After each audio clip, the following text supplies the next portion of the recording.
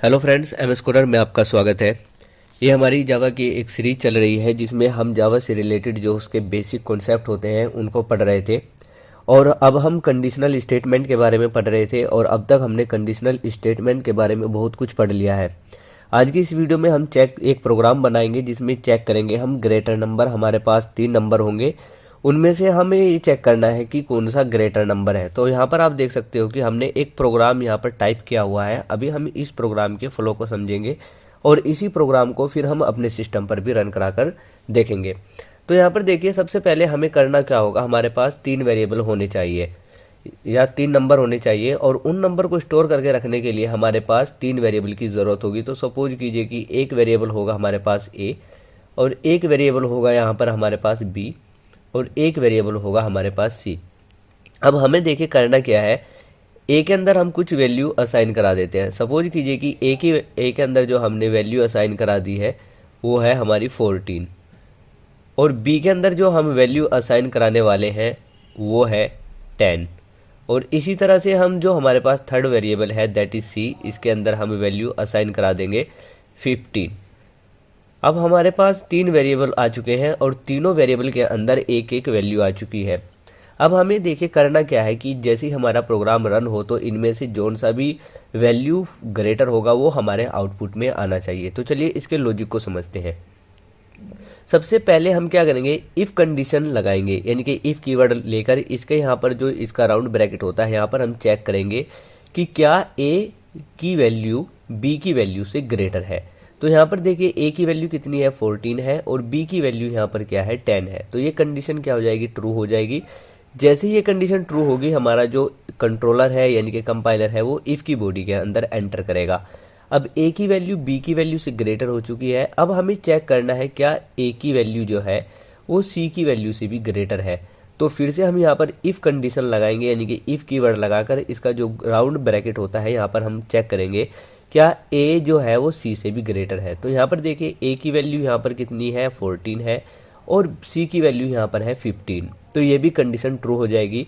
जैसे ये condition true हुई तो हमारा कंपाइलर जो है इफ़ की बॉडी के अंदर यहाँ से एंटर करेगा और यहाँ पर देखिए एक स्टेटमेंट लिखी हुई है system.out.println और यहाँ से आउटपुट स्क्रीन पर क्या दिखाई दे जाएगा, ए इज़ ग्रेटर।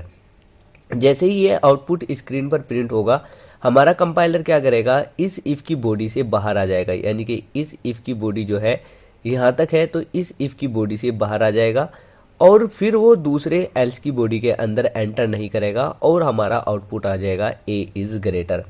अब सपोज कीजिए कि यहाँ पर जो सी की वैल्यू है वो यहाँ पर सी की वैल्यू 15 ना होकर यहाँ पर हमने कर दिया 45।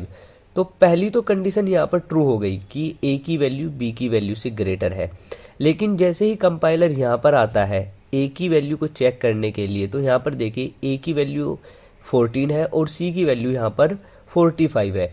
तो ये कंडीशन क्या हो जाएगी, ये कंडीशन फॉल्स हो जाएगी। मैं यहाँ से इसको रफ कर देता हूँ थोड़ी देर के लिए। तो ये कंडीशन फॉल्स हो जाएगी और जैसे ही ये कंडीशन फॉल्स होगी अब हमारा कंपाइलर इस इफ़ की बॉडी के अंदर एंटर नहीं करेगा, वो एल्स की बॉडी के अंदर यहाँ पर एंटर कर जाएगा। तो वो यहाँ से डायरेक्ट आ जाएगा एल्स की बॉडी के अंदर और यहाँ से क्या प्रिंट हो जाएगा, यहाँ से प्रिंट हो जाएगा ए सी इज़ ग्रेटर।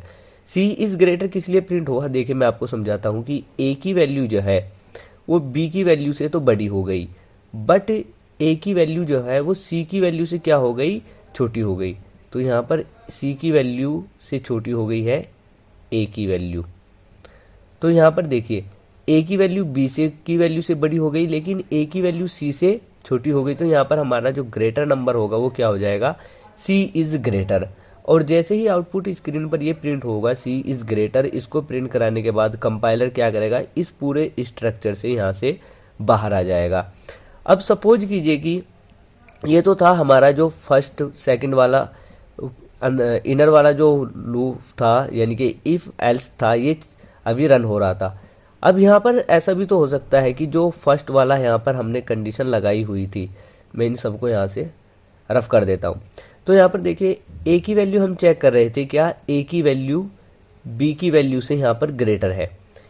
अगर ये कंडीशन फॉल्स हो जाती है कि ए की वैल्यू जो है बी की वैल्यू से ग्रेटर नहीं है, यानी कि जो ए की वैल्यू है वह है यहाँ पर 40 और बी की वैल्यू सपोज कीजिए कि यहाँ पर हो गई 16, तो जैसे ही ये वैल्यू ये कंडीशन चेक होगी तो ये कंडीशन फॉल्स हो जाएगी, और जैसे ही ये कंडीशन फॉल्स होगी तो कंपाइलर क्या करेगा, इस इफ़ की बॉडी के अंदर एंटर नहीं करेगा। वो जब इस बॉडी के इफ़ की बॉडी के अंदर एंटर नहीं करेगा तो वो यहाँ पर इस इफ़ की बॉडी के बाद जो यहाँ पर एल्स वाला पार्ट स्टार्ट हो रहा है वो इस एल्स की बॉडी के अंदर जाएगा। और यहाँ पर फिर से हमने एक कंडीशन लगाई हुई है। देखिए कंडीशन क्या लगाया है हमने, यहाँ पर हम चेक कर रहे हैं क्या ए बी से ग्रेटर है, लेकिन ये कंडीशन फॉल्स हो गई। इसका मतलब क्या है, बी ए से बड़ा हो गया। अब हमें ये चेक करना है क्या बी सी से भी ग्रेटर है, तो यहाँ पर हमने एक और इफ़ लगाया है और यहाँ पर चेक किया है क्या बी सी से ग्रेटर है। जैसे ही ये भी कंडीशन ट्रू हो जाती है, सपोज कीजिए यहाँ पर जो सी की वैल्यू है, मैं इस सी की वैल्यू को यहाँ से थोड़ी देर के लिए रफ कर देता हूँ, और यहाँ पर सपोज कीजिए कि सी की वैल्यू यहाँ पर हो जाती है 70। यहाँ पर सी की वैल्यू क्या हो गई है, 70 हो गई है। तो जैसे ही ये कंडीशन चेक होगी, यानी कि बी इज़ ग्रेटर, सॉरी यहाँ पर हम सी की वैल्यू को कर देते हैं 15 कर देते हैं थोड़ी देर के लिए। तो जैसे ही ये कंडीशन चेक होगी तो बी की वैल्यू ए से भी बड़ी हो गई है यहाँ पर, क्योंकि बी ए की वैल्यू यहाँ पर 40 है और बी की वैल्यू यहाँ पर 60 है। अब जैसे ये कंडीशन यहाँ पर चेक होगी तो बी की वैल्यू यहाँ पर 60 है और सी की वैल्यू यहाँ पर 15 है, तो ये कंडीशन ट्रू हो जाएगी और आउटपुट में मिल जाएगा हमको बी इज़ ग्रेटर। और इस बी इज़ ग्रेटर को प्रिंट कराकर कंपाइलर क्या करेगा, इस इफ़ की बॉडी से बाहर आ जाएगा। सपोज कीजिए कि ये कंडीशन यहाँ पर चेक होने के बाद फॉल्स हो जाती है। मैं इसको भी रफ कर देता हूँ यहाँ से। सपोज कीजिए कि यहाँ पर ये कंडीशन फॉल्स हो जाती है कि बी ए से तो ग्रेटर हो गया, लेकिन जैसे ये कंडीशन चेक होती है, सपोज करो कि यहाँ पर बी की वैल्यू जो है, बी की वैल्यू है यहाँ पर 45, यहाँ पर बी की वैल्यू है 45 और सी की वैल्यू है यहाँ पर 15। तो जैसे ये कंडीशन चेक हुई तो ये कंडीशन हो जाएगी फॉल्स। तो अब कंपाइलर क्या करेगा, वो अब एल्स की बॉडी के अंदर एंटर करेगा, और जैसे ही वो एल्स की बॉडी के अंदर एंटर करेगा यहाँ पर उसको एक स्टेटमेंट दिखाई दे जाएगा सी इज़ ग्रेटर, और हमारा आउटपुट क्या दिखाई देगा, सी इज़ ग्रेटर। और वो इस स्टेटमेंट को प्रिंट कराने के बाद इस एल्स से बाहर आ जाएगा, और इस एल्स के बाहर यहाँ पर देखिए क्या है, इफ़ का जो कर्ली ब्रैकेट स्टार्ट किया था हमने ये वाला, ये यहाँ पर क्लोज हो रहा है, तो वो इस इफ़ से भी बाहर आ जाएगा और लास्ट में यहाँ पर चला जाएगा। तो इस तरह से जो हमारे इस पूरे प्रोग्राम का फ्लो होगा वो इस तरह से होगा। तो चलिए इस प्रोग्राम को हम अब हम सिस्टम पर भी रन कराकर देख लेते हैं। तो फ्रेंड्स आप देख सकते हो कि हम अपने लैपटॉप की स्क्रीन में यहाँ पर जो हमारा एडिटर है उसके अंदर आ गए हैं, और यहाँ पर हमने वही प्रोग्राम लिखा हुआ है जिसके फ्लो अगर भी हमें जाना था। तो चलिए मैं इसको रन कराकर आपको आउटपुट भी दिखा देता हूँ। तो रन करना बहुत ही आसान होता है, रन पर जाकर आप प्रेस करिएगा और इस तरह से आपको यहाँ पर दिखाई देगा, और फिर यहाँ पर जावा एप्लीकेशन पर आपको प्रेस कर देना है। जैसे ही जावा एप्लीकेशन पर प्रेस करोगे तो आपका जो प्रोग्राम है वो रन हो जाएगा और यहाँ पर आपको आउटपुट दिखाई दे जाएगा। तो यहाँ पर देखिए आउटपुट में आपको क्या दिखाई दे जाएगा, a is greater. A is greater इसलिए आ रहा है क्योंकि यहाँ पर ए की वैल्यू कितनी है, 100 है। अगर मैं इसको चेंज करके 10 कर देता हूँ और फिर से मैं यहाँ पर जाकर इसको रन करता हूँ तो आप देख सकते हो कि जो प्रोग्राम का आउटपुट था वो भी अब चेंज हो जाएगा। तो यहाँ पर देखिए जैसे ही मैं इसको रन कर रहा हूँ तो यहाँ पर अब की बार जो आउटपुट आ रहा है वो आ रहा है सी इज ग्रेटर, क्योंकि सी की वैल्यू जो है वो 30 है। तो आज की इस वीडियो में इतना ही रखते हैं। आई होप कि इस वीडियो से आपको कुछ नया सीखा होगा, और अगर ये वीडियो आपको हेल्पफुल लगी हो तो इस वीडियो को लाइक करके अपने चैनल को जरूर सब्सक्राइब कर लीजिएगा। Thanks for watching.